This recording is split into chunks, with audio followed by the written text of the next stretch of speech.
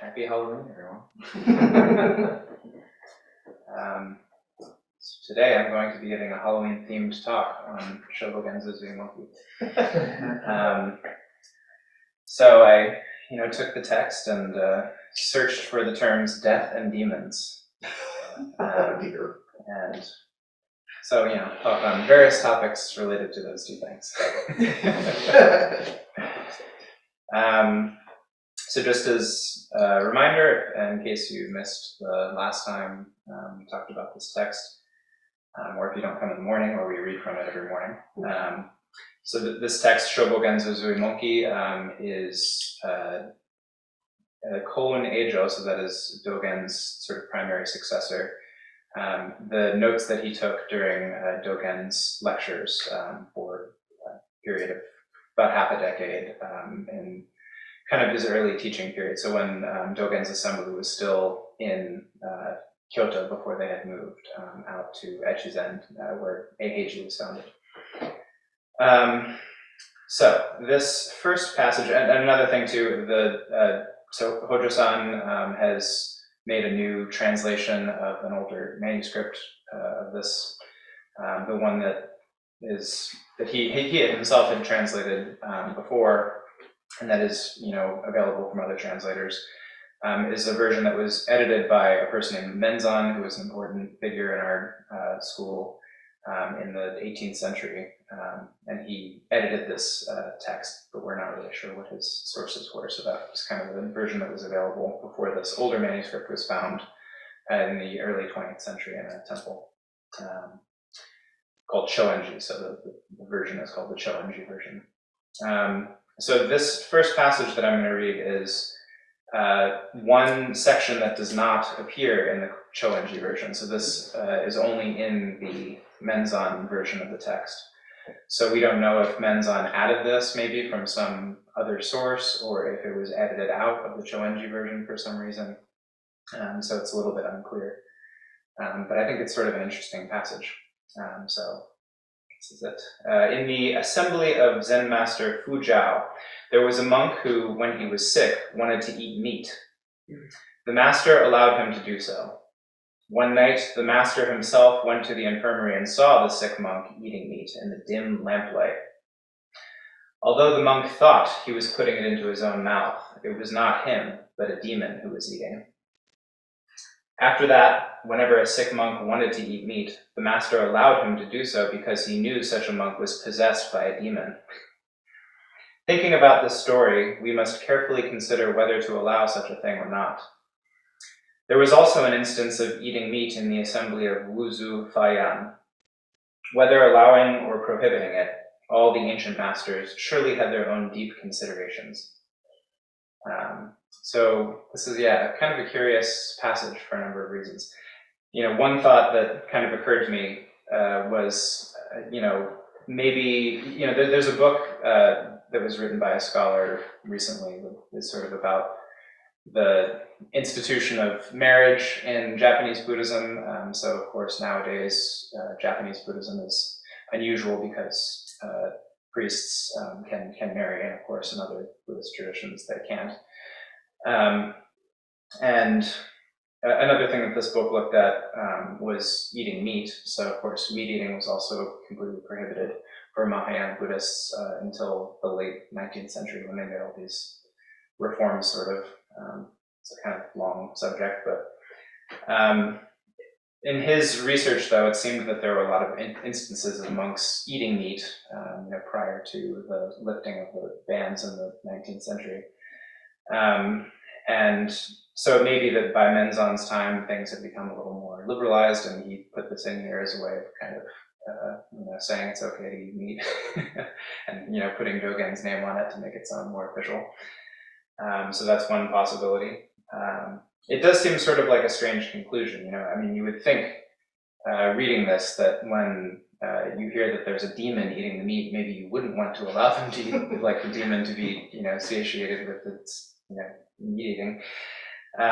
So, that's a little bit odd. And then he doesn't really elucidate on this other instance of meat eating in the assembly of Wuzu Fayan that he mentions later on. Wuzu Fayan is he's an important Zen master who was the teacher of the author of the Blue Cliff record. So this is a really important Zen text.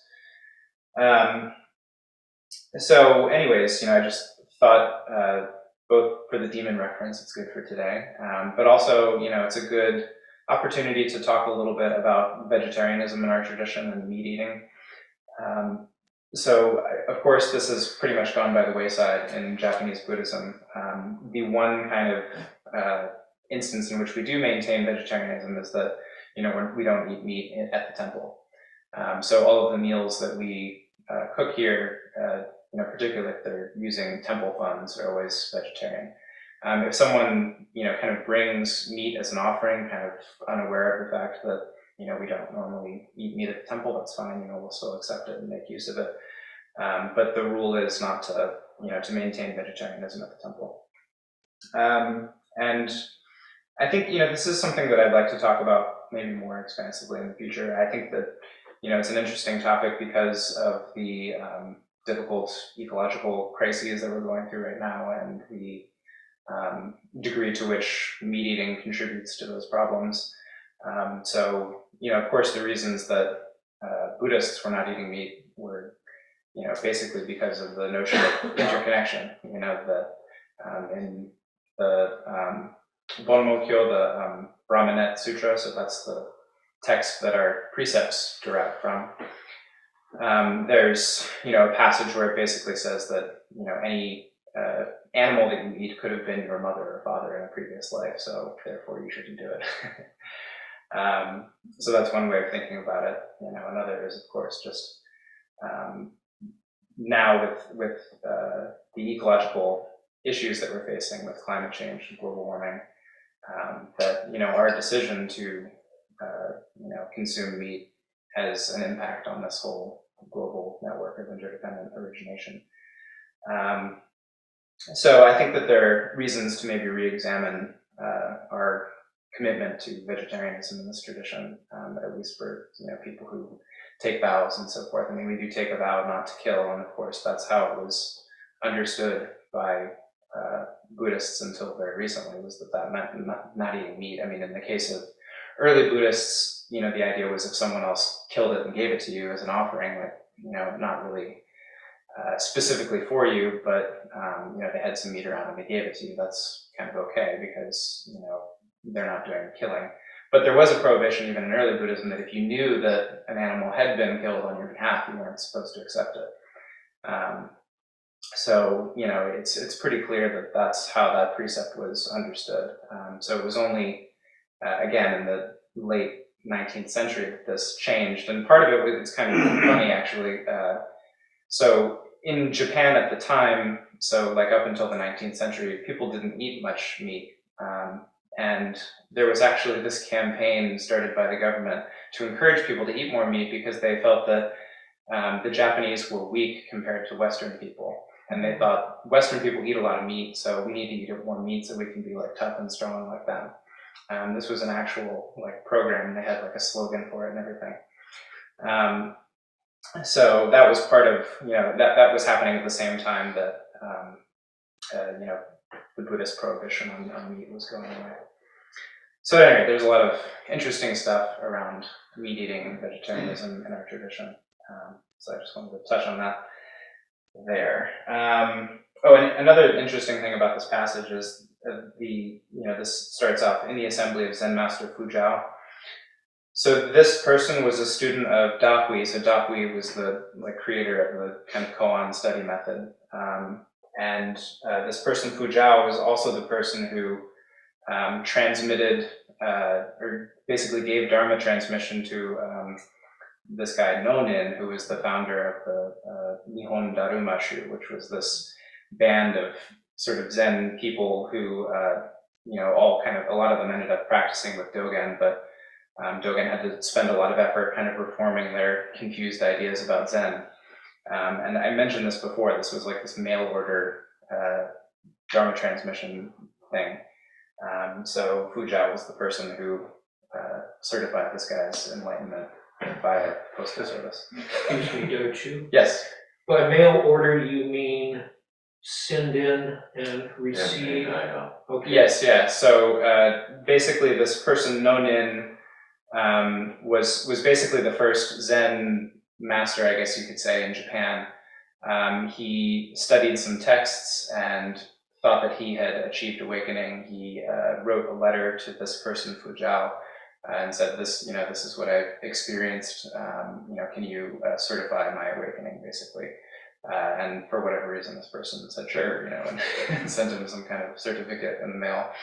And then Nonin started this band of sort of misfit Zen practitioners that all the establishment people treated as kind of outcasts. And Dogen eventually ended up accepting a lot of students from that lineage, including Eijo, and all the people that have like Gi, like Gikai, Gien, all those people came from Nonin's school. But Dogen had to, a lot of the themes that he talks about are related to sort of reforming the misguided ideas that they had, one of which was basically that, we're already awakened, so we don't really have to do anything special in terms of our practice. We can just kind of, drink beer and have fun and we're awakened. So yeah, that's kind of the backstory there. So it's interesting that, it's another weird thing about this passage that Dogen would kind of praise this person. It seemed like, Dogen might be critical of this person, Fujao. So anyway, yeah, interesting passage. Yes? When there's discussing meat, is it land animals or fish as well? So both were kind of included in the understanding of meat for Buddhists. Here, I think it would probably be referring to the animal meat, I guess. But yeah, it's not clear from this passage. And at various times too in Japan, meat was nominally completely outlawed for everyone. At various times, they would have emperors who were, particularly sort of devout Buddhists, and they would make these proclamations that no one can eat meat. Of course, the difficulty in enforcing that. But it's been kind of a serious thing in Japan from time to time. You are aware that Tibetan Buddhists eat meat. Yes, that's true. Yeah, although the Dalai Lama has since. And yeah, okay, so with the case of the Tibetans, they live up high on a plateau where, if you don't eat meat, you starve to death. So it's sort of a different situation. But, the Dalai Lama has said more recently, if you can be vegetarian, you should be. Well, he's also said if you have to choose between eating a lot of fish or eating a cow, eat the cow, because then you only kill one thing rather than several things. Right, yeah. Mm-hmm. Yes, that's true. But, I think, again, the origins of that are out of necessity rather than, kind of theory. So, continuing on, the next passage here. So consider this reality of impermanence, whether it is regarding worldly affairs or the Buddha way. We may contract some serious disease tomorrow or even in the next moment, or we may have to endure pain so terrible that we are unable to distinguish east from west. We may be suddenly struck dead by some evil spirit, encounter trouble with brigands, or have our life taken away by some sworn enemy. Everything is truly uncertain. Therefore, in such an ephemeral world, it is extremely foolish to waste time worrying about the various means of earning a living, expecting to live for a certain number of years, and planning for the future when our deaths are so uncertain, to say nothing of plotting evil against others. Precisely because this is the reality, the Buddha preached this principle of impermanence to all living beings, and the ancestors taught only this truth in their sermons and Dharma words. In both my formal discourses and instructions, I say that impermanence is swift, and life and death is the great matter. Reflect on this reality again and again in your hearts without forgetting it. We should remember that we are alive only today. We should wholeheartedly practice the way without wasting a moment. Other than that, the practice of the way is truly easy. We do not need to discuss whether we are superior or inferior by nature, or brilliant or dull in our capacity. So this passage is one of many where he quotes this phrase that life and death is the great matter, and impermanence is swift. So in more kind of formal Zen temples, they'll have wooden block that's struck to indicate basically when zazen is starting or service is starting or something like that. And almost always this verse is on this wooden block. So the full verse so it says, impermanence is swift, life and death is the great matter. All is impermanent, quickly passing, be awake each moment, don't waste this life. So that's the verse that is written on this block called a han. And Dogen quotes this over and over again in Shobogenzo Zuimonki. I didn't count how many times, but probably at least 10 in a relatively short text. And one of the interesting things that I think about this particular passage is this phrase, in such an ephemeral world, it is extremely foolish to waste time worrying about the various means of earning a living, expecting to live for a certain number of years, and planning for the future when our deaths are so uncertain. I think that one of the things that I like to think about are the conflicts between Buddhist commitments and American commitments, and of course, as Americans, I think all of these things are really important, right? Earning a living, expecting to live for a long time, planning for the future. I think probably not just Americans, but all kind of secular people hold these things as very important. But Dogen is, saying that we can't make these our primary concerns. This life is extremely short. We spend all of our time, just accumulating wealth, and trying to live a really long time. We might die in the process and not really resolve the great matter of life and death, and we'll, die in fear and anguish, presumably. So this is another thing that he really harps on in this text, is that we can't be focused primarily on wealth and power and even health. That we really have to put our practice front and center in our lives.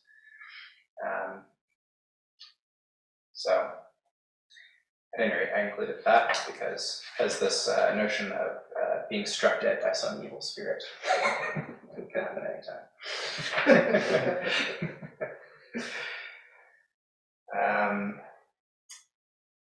And just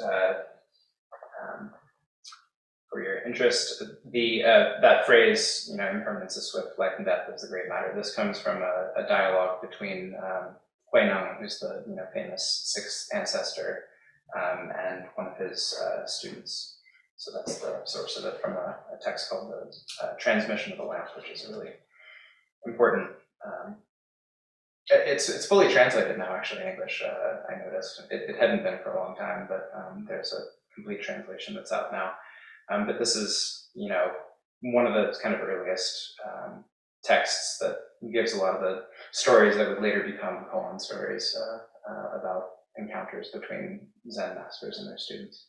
And Dogen quotes from it a lot. So he usually doesn't quote directly from the koan collections that we know, like the Blue Cliff Record and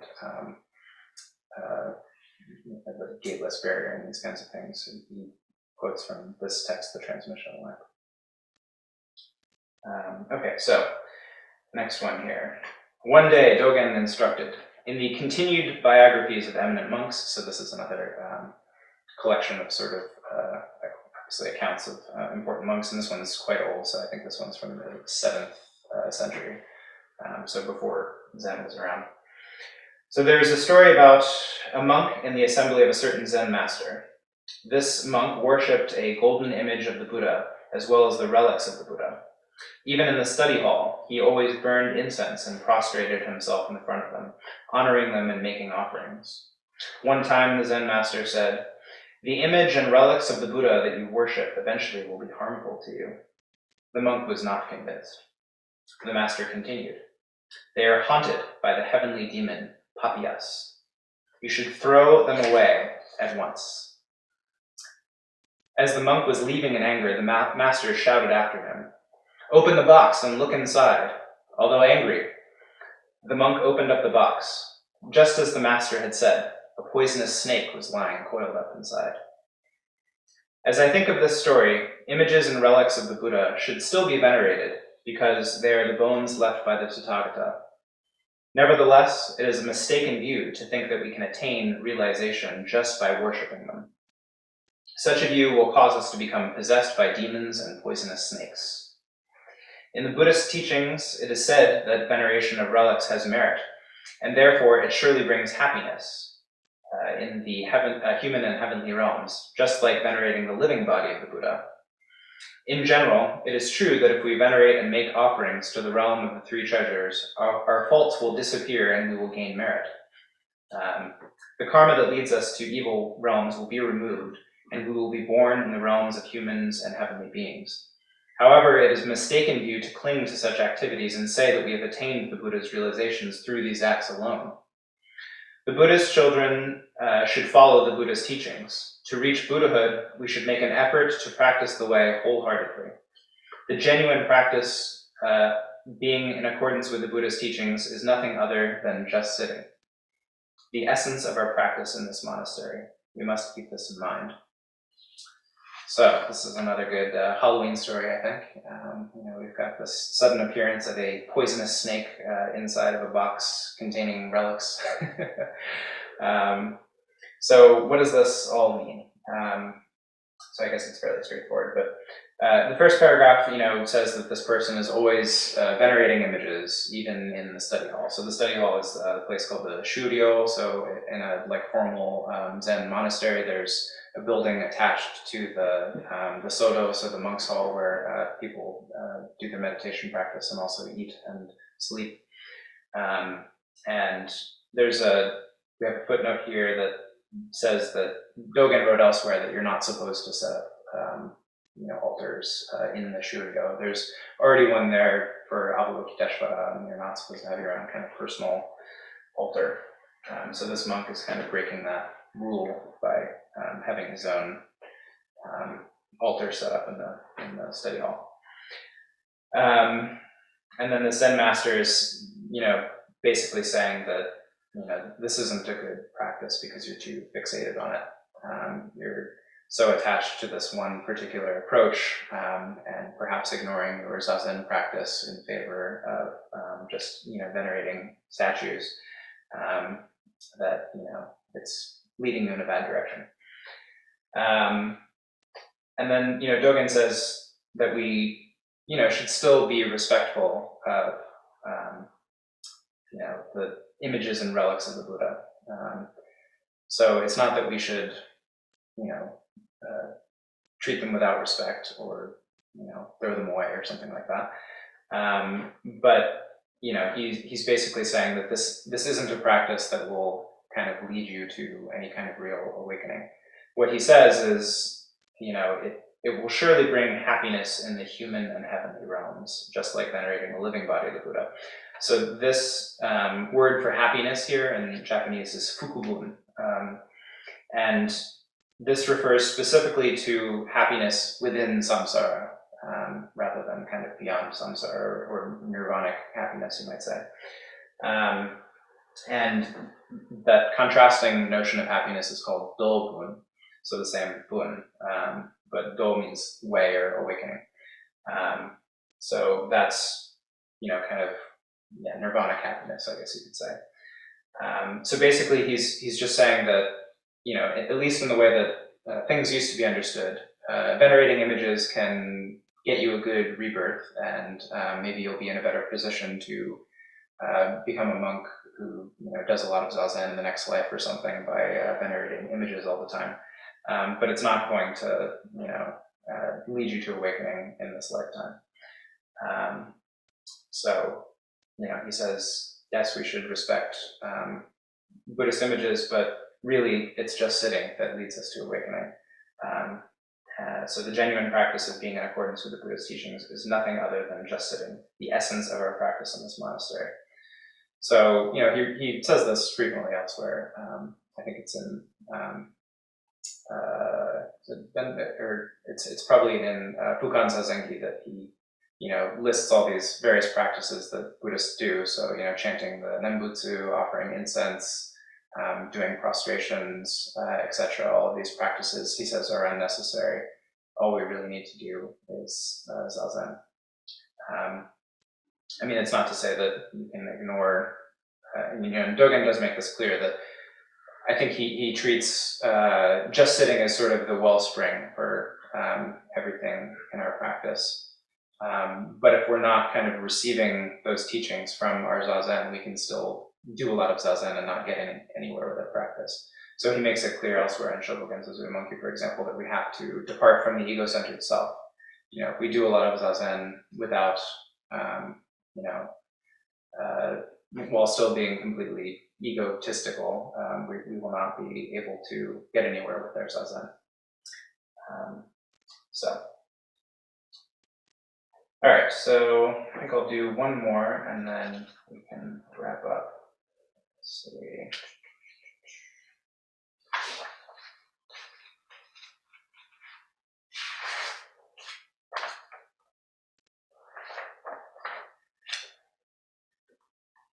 Make sure I pick a good one.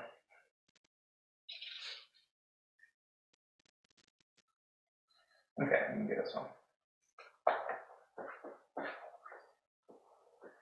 Students of the way often say that if they do certain things, people in the world will speak ill of them. This is totally wrong. No matter how badly people slander us, we must practice in accordance with the conduct of the Buddhas and ancestors, or what is taught in the sacred scriptures. Even if everyone in the world praises us, we should neither practice things that conflict with the principles of the sacred teachings, nor practice those things that the ancestral teachers did not do. This is because when we face death, no person of the mundane world can save us from proceeding towards an evil destiny. We will be pulled by our bad karma, whether they are close to us or strangers, whether they praise us or slander us, and even if we follow their opinions. Even if we are reproached and hated by every one of them, if we practice according to the way of the Buddhas and ancestors, unseen beings will surely help us. For this reason, we should not cease practicing the way, even if worldly people speak ill of us. Also, those who slander or praise us are not necessarily people who have penetrated the Buddha way and attained verification. How is it possible to judge the way of the Buddhas and ancestors from the worldly standards of good and bad? Therefore, do not follow the sentiments of worldly people. If there is a reason for an action to be carried out according to the Buddha way, then we should carry it out wholeheartedly. So in this passage, again, all these things are connected, so we see more kind of indication that we don't want to just follow along with what's perceived as good or bad in worldly affairs. So, as he was saying before, not focusing on accumulating wealth and power and reputation and so forth. So here he's kind of saying something similar, right? So it doesn't matter what people, think of us, or if people praise us or not. These things are ultimately not directly connected with what we are trying to do as Buddhists. So, it may be that most of the time, the actions of a Buddhist would be praiseworthy in normal society. I think that that's probably true. But part of the point here is that we shouldn't be practicing solely for the purpose of getting that praise, someone like Hojo-san does not, accumulate the knowledge that he has so that, people will say, oh, you're so smart and you know so much stuff, that's so great. He doesn't care about that, I don't think. I think he kind of finds it tiring when people are telling him that kind of thing. And likewise, if someone, like with vegetarianism, I think is a good example. I've been a vegetarian for a long time, and people often will get sort of upset with you if you try to, just explain the reasons why one might be a vegetarian. So, even if people slander me for doing that, I'm still going to do it because it's my understanding of what Buddhist practice tells me to do. So, it's not, we can't base our practice on what people in the world say about us. And I like this particular passage here, and this is why I put it in. So this is because when we face death, no person of the mundane world can save us from proceeding towards an evil destiny. We can't be saved by someone else's opinion of us. Really, it's what we've practiced in our own heart that's going to matter when we're faced with death at some point, sooner or later. So, if we've kind of done something to be at peace with ourselves through our practice, it's not going to matter what people have said about us in our lives, whether they know about, everyone knows about Hojo-san's practice, I think, in the Soto Zen world. But that's not going to matter. There could be, Hojo-san could be toiling in obscurity and he's still going to be the same when he faces death, right? So it doesn't matter that people praise him a lot. Or maybe some people speak ill of him, I don't know. Either way, it doesn't matter. We will be pulled by our bad karma, whether they are close to us or strangers, whether they praise us or slander us, and even if we follow their opinions. So we have to, forge our own kind of karmic path that benefits us when we face death. So I think I'll leave it there. There are plenty more passages where he talks about death and demons, but I don't want to go on too long.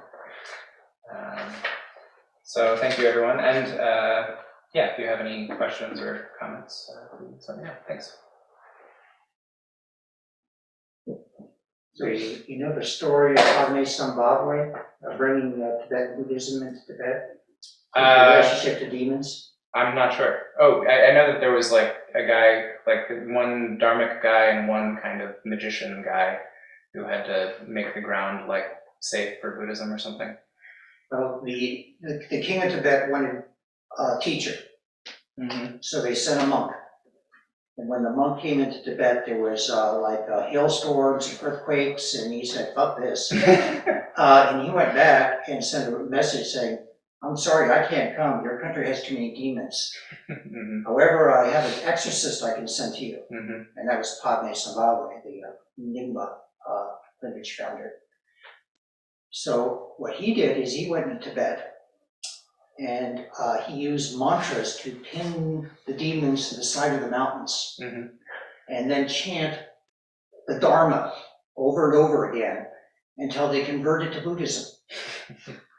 And so then they became the guardians of Buddhism rather than, evil demons. And that's one reason you got all these dark-looking figures in Tibetan art and all that. Those are the demons that have been converted to Buddhism. But I find it is an interesting contrast between that and the classical exorcist movie, where you try to cast out the demons. No, he wasn't going to cast out the demons. He was going to subdue the demons and convert the demons. And isn't that exactly the same pattern as we see, turning around the three poisons? Yes. Turning around hindrances. When we look at the precepts there, you can list them all as don't do this, don't do this, don't do this, and you can also list them all as encourage this, cultivate this, put this out into the world. So that's a really interesting pattern, isn't it? And as you say, it's not about escaping from that, right? We're not escaping to some sort of world. We're figuring out how do we turn that? How do we not exclude anything? How do we not cut anything off? And how do we, kind of turn that around? How do we turn those demons into bodhisattvas, right? So it's really interesting that demons keep coming around. And the teaching is not, he sees the demon eating the meat. He doesn't say cast out the demon. He says take care of that demon in a skillful way, right? So I just see this interesting pattern in our practice. We run into our hindrances, our demons, our obstacles. We don't hate them. We don't cut them off. We take them in and try to turn them around. Yeah, and I didn't explain the heavenly demon Papias. So that basically refers to Mara, the demon who was supposed to have tried to tempt the Buddha as he was sitting under the Bodhi tree. And Mara, literally means death. And, so the idea being this kind of fear of death leads us to, grasp all of these things that we become attached to. On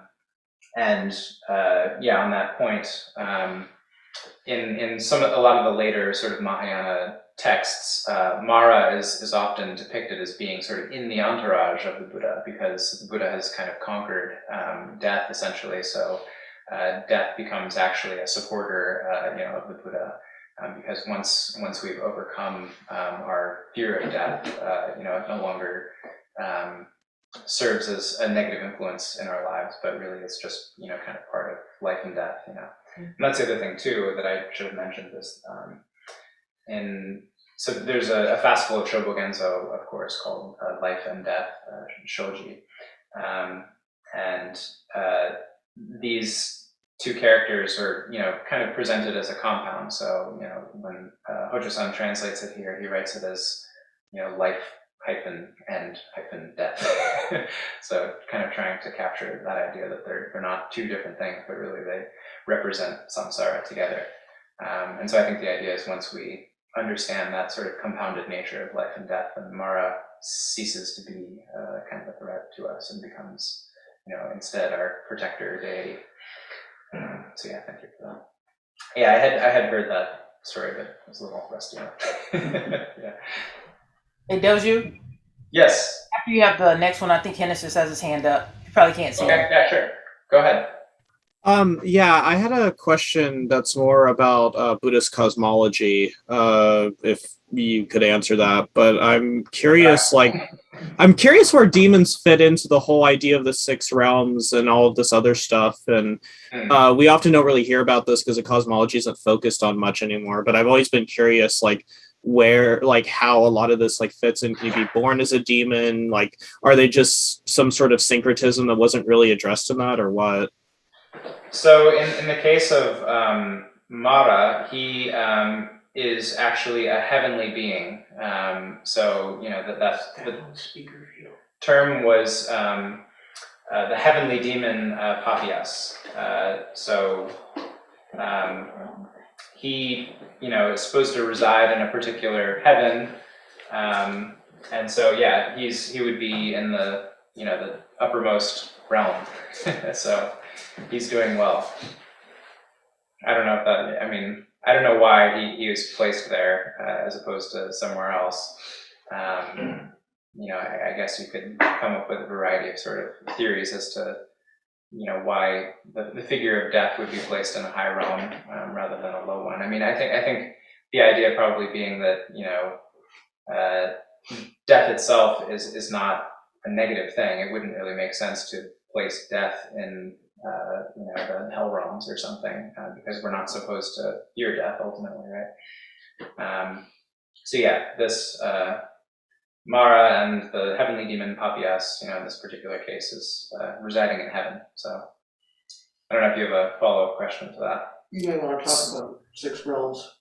Oh yeah, just so everyone is on the same page, there are six realms in Buddhist cosmology.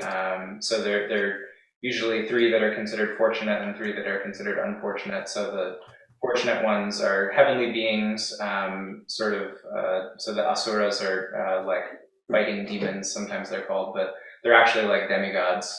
So they sort of fight with the heavenly beings. And then they're humans, and then so those are the three fortunate births. And then the three unfortunate births are animals, hungry ghosts, and hell dwellers. So yeah.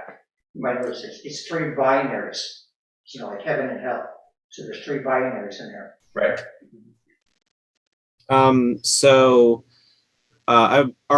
What you call it? So I know that in Japanese and Chinese they use a clipping of the word mata for demon, even for the ones that aren't mata. So are those treated as servants of mata? Or are they adjacent just among all the different six realms or demons, or how exactly does this work?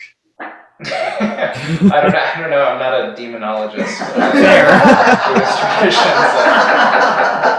I couldn't tell you how every demon is treated, but at least in the case of Mara, yeah, he's placed in heaven, and in this particular citation of his name, The Sino-Japanese is Tenma Hajun. So Tenma is a translation. So ten is heaven, and Ma is like demon. So the normal word for demon in Japanese is Akuma, which means like evil demon. Hajun is somehow a transliteration for Papias. Something happened in the transition from Chinese to Japanese there, because it doesn't sound like Papias at all, but that's what it's supposed to be. So yeah, again, I couldn't give you a full explanation of how demons fit into Buddhist cosmology in all cases, but at least in the case of death isn't heaven. That's interesting enough. Thank you. Yep, no problem. And if anyone online has a question, just go ahead and say so, because I can't see you all from over here. So, but Sagan, did you have something? Yeah, just kind of in connection with what Ritoku said about the Tibetan, going into Tibet. I remember reading that even in China, I think there was a tradition that in the early days when Buddhism was being implanted, I think they called it opening the mountain. And it was like, when a Zen teacher wanted to establish a temple on a mountain, there was a tradition that there were demons in the mountain that had to be somehow satisfied or had to be placated. Mm-hmm. And it sounded very similar to what you were saying about Tibet. And also, I think, in India, the notion of nagas. Mm-hmm. Nagas were serpents, some kind of snakes, but they, in turn, over the time, became like the guardians of Buddhism. Mm-hmm. Yeah, and that's supposed to be there's a story that Nagarjuna, his name, the first part of his name is from Nagas. Is supposed to have gone to this underwater realm of the Nagas and been given the treasury of the Mahayana from them. So they were somehow like protecting this textual tradition in this underwater palace that they gave to him. So there are lots of fun magical creatures in the Buddhist world.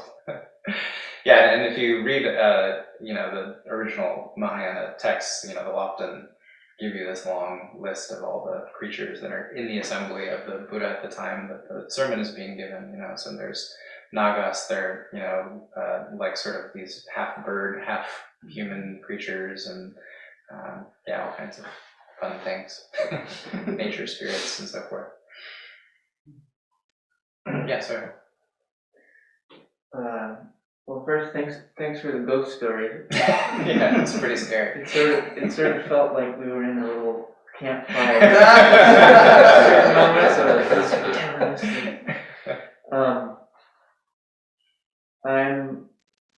I'm thinking about the vegetarianism question, mm-hmm. and it's helpful to hear you talk about it because I've had sort of a foggy relationship to meat for the past maybe 3-4 years, where I sort of said I'm going to be a vegetarian, mostly with a sense of the ecological kind of impact, mm-hmm. And factory farming and all of that sort of harmful modern stuff. And then now I'm at a point where I do meat days, so I have 2 days a week where I eat meat, mm-hmm. But I've never really connected it to Buddhism in a very concrete way, anyway. And so I wonder how did that evolve for you? Your experience and relationship to vegetarianism, to meat, to Buddhism, to ecology, how did that unfold for you, and what have you learned or whatever? Sure. So I'd say first of all, I think anything that we can do to kind of maybe reduce our consumption of meat, even if we don't kind of get rid of it outright, is a step in the right direction, especially from the ecological point of view. It's not that as a species that we need to completely get rid of beef eating. Beef being the biggest kind of culprit of global warming through the nitrous oxide emissions. If we can reduce our meat consumption, that would be enough. We wouldn't have to completely get rid of it. But as a culture, we consume so much meat. I was at my brother's house, and he had, his freezer was completely full of like pork tenderloins specifically for some reason, because he has some like mail order thing where they just send him one every so often, but then he doesn't eat them, and they just pile up in the fridge. And they had some that they had thawed but then not eaten, that they were just throwing away. So this kind of approach to meat consumption, I think, is the big part of the problem in our country. It's just the waste and excess with which we approach it. So that, by way of introduction, I think is worth pointing out. For me personally, so I sort of became interested in Buddhism at the same time that I sort of started flirting with vegetarianism, which was when I was in high school. And part of it, for me, really, was seeing, I actually watched this movie called Baraka. I don't know if any of you have seen this movie. It's done in the style of Koyaanisqatsi, which is a slightly more famous movie that, is all kind of imagery and no dialogue. But this movie had both Buddhist imagery and also stuff from like, modern kind of corrupted culture, I guess you could say. And there were long shots of, factory farmed chickens, and like, them taking these, they had little, chicks on conveyor belts, that were going down chutes and being, shunted in various directions completely like they were, just a product. And their beaks soldered off, and then put in these extremely tiny battery cages that they still use, and that's what really did it for me. After seeing that, I was like, I shouldn't be supporting this industry. So I wasn't like completely consistent from that moment forth, but I think after I became a Buddhist, it sort of reinforced my resolve to go in that direction. And I found that it's it's pretty easy. And my personal approach is like, there's been a recent complication for me because I have this syndrome called Alphagal Syndrome now, which you get from a tick bite, which actually makes you allergic to red meat. So I have that now, which I discovered ironically at Zuimonki when I was there this summer, because Shokan, the abbot there, had a low red blood cell count, and he was like, telling his neighbors this, and his neighbor showed up with like a bunch of T-bone steaks. He said, "Here, this will help your red blood count." And so one night we had this big steak dinner, and it was the first time that I'd eaten beef in a long time. And I got anaphylaxis from it. It was really scary. I'd never experienced that before. So I found out that I had this Alphagal syndrome from a tick bite. So I can't eat meat anyways. You can still eat chicken and fish when you have it, but Did you thank the tick for helping you fulfill your? Actually, yeah. I sort of saw it as a boon, kind of.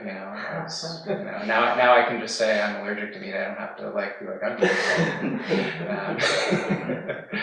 So anyway, that aside,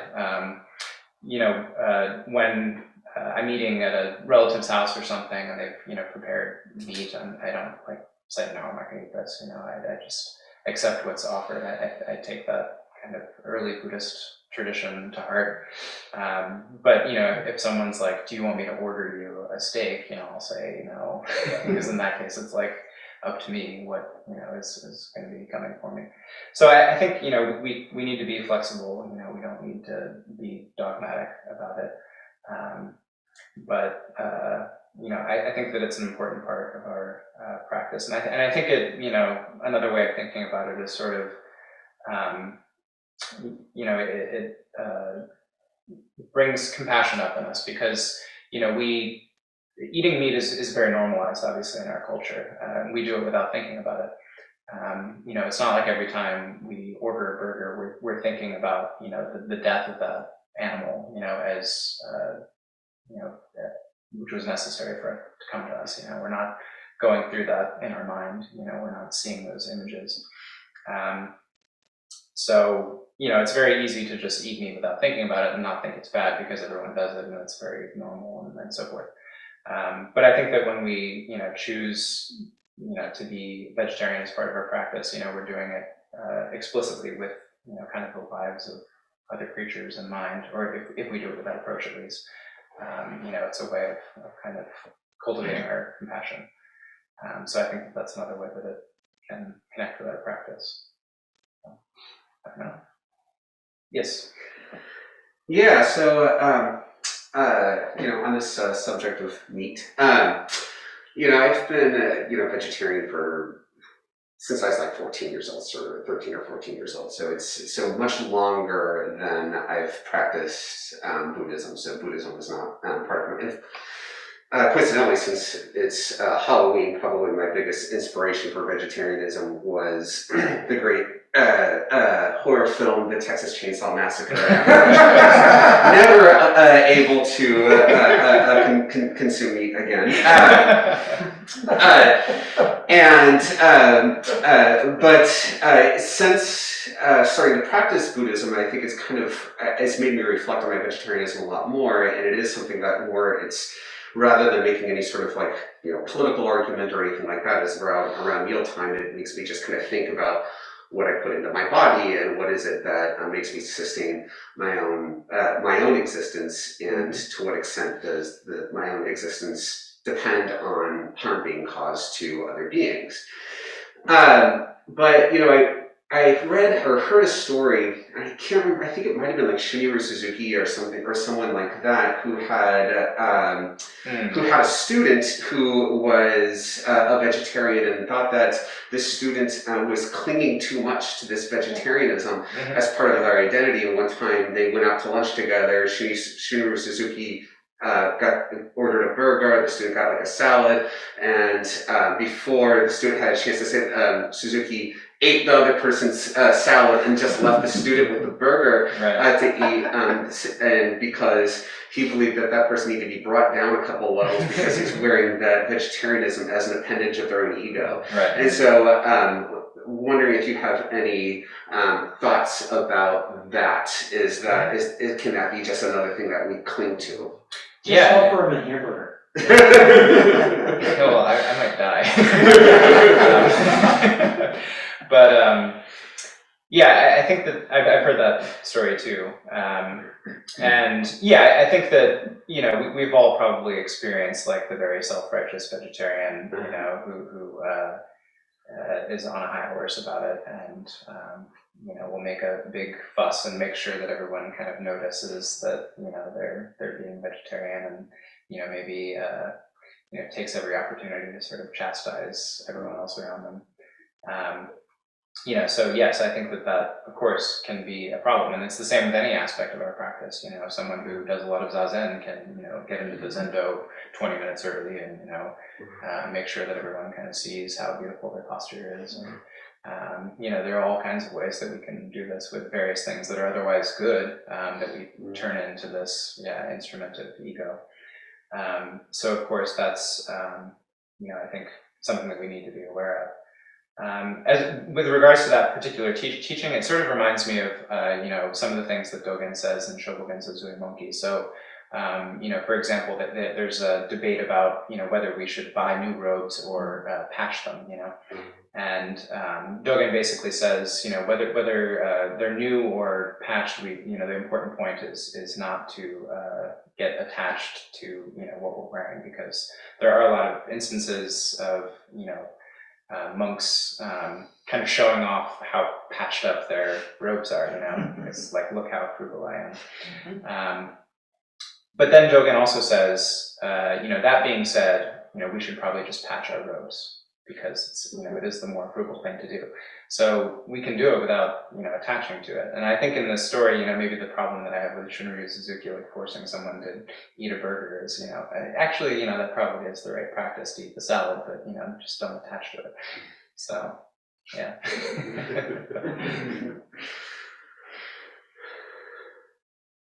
Anything else this morning? I could ask a sort of a question. That's Sure. rolling around in my head. And to get back into your Halloween theme, considering the position of spirits, demons, the general myth in Buddhism. Mm-hmm. John McCrae used to say, it's probably not true, and he did say probably, it's probably not true, therefore it's more important. Yeah. Mm-hmm. And I always liked that because it made me think about all this a little bit differently, but can you speak to that at all? Sure, yeah, there's a book called Seeing Through Zen, which this comes from. That's a good book. Yeah, and if you haven't read it, I'd highly recommend it. It's pretty short. So John McCrae, this scholar, is probably the main reason why Ojo-san, decided to set up in Bloomington. He was a professor at IU. I'll just mention many things in this room used to belong to John McCrae. Oh, really? I didn't know. The tatami, the case, a few things like that. I'm sorry. No, that's interesting to hear. So John McCrae, was he died a few years back, but a very important Buddhist studies scholar, focused on Chan, so Zen in China, like sort of the early Chan period. And yeah, he has, I can't remember, there's like 4 rules for Buddhist study or something, and yeah, one of them is, it's probably not true, therefore it's more important.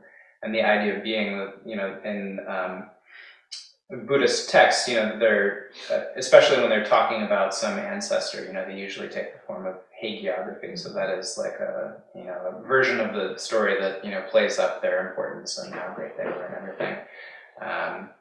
So, it may not be true, but what they choose to say in those, hagiographic accounts is all the more important, because that's when they sort of, show their hand, so to speak, of what they think, is most important, for a person that they're praising, the qualities for them to have. So I think that's like, the main way that he talks about it, but it's interesting, I think that you bring it up in regards to, kind of the supernatural elements maybe of the practice too.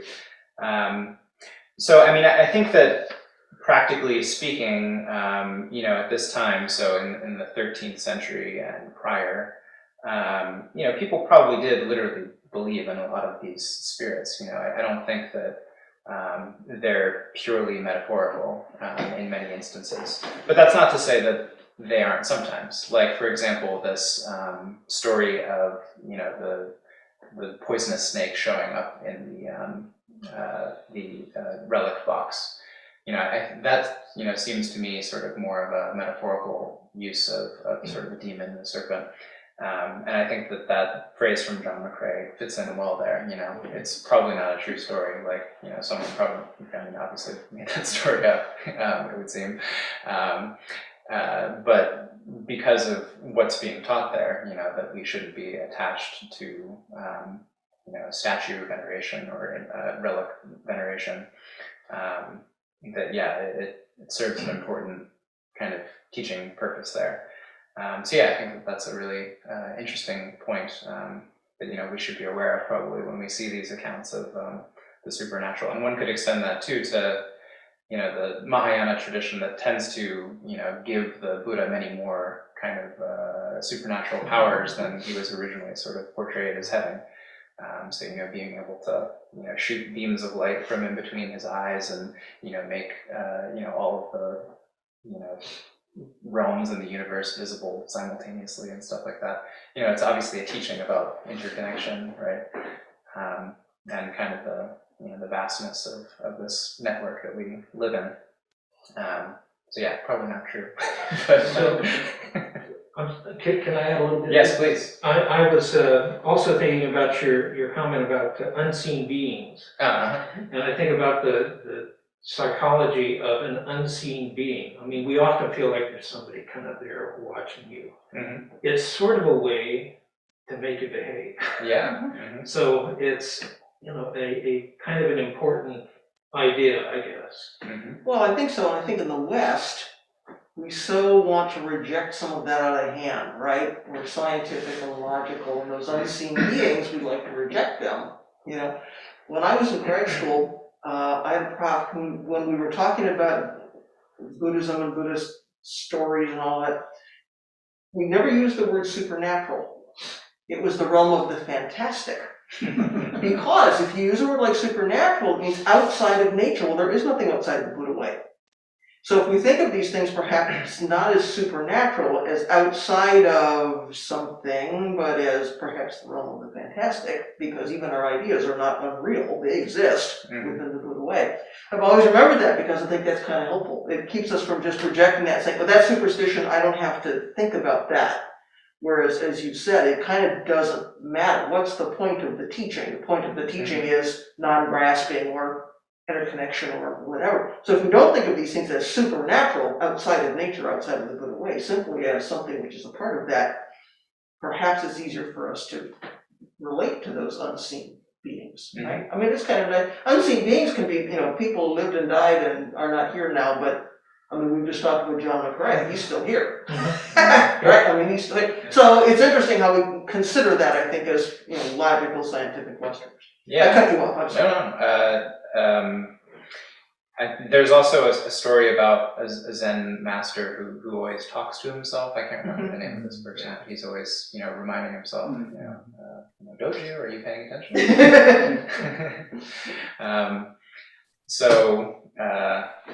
Yeah, and another point here is when we look back at these things, you know, it's ahistorical to refer to these things as, you know, supernatural or superstition, because those words didn't even exist at the time. There's another kind of interesting book called The Invention of Religion in Japan, which you know, is mostly concerned with how the word religion entered into the Japanese language, because they didn't have a word for religion prior to the encounter with Western people. But superstition also, there was no word in Japanese for superstition, and it was only once the Christians showed up and started calling everything, you know, superstitio or whatever it was in Latin, and they had to come up with a translation for it. And superstition itself, you know, the word from Latin just meant like bad religion, basically, and it was originally used by, you know, Romans to refer to Christianity, and then once Christians had the upper hand, it was used by Christians to refer to pagan traditions. So it didn't really mean, you know, something outside of the realm of the reasonable. It just meant like the wrong way to approach religion. So anyways. So anything else this morning? Anybody else out there inside the world?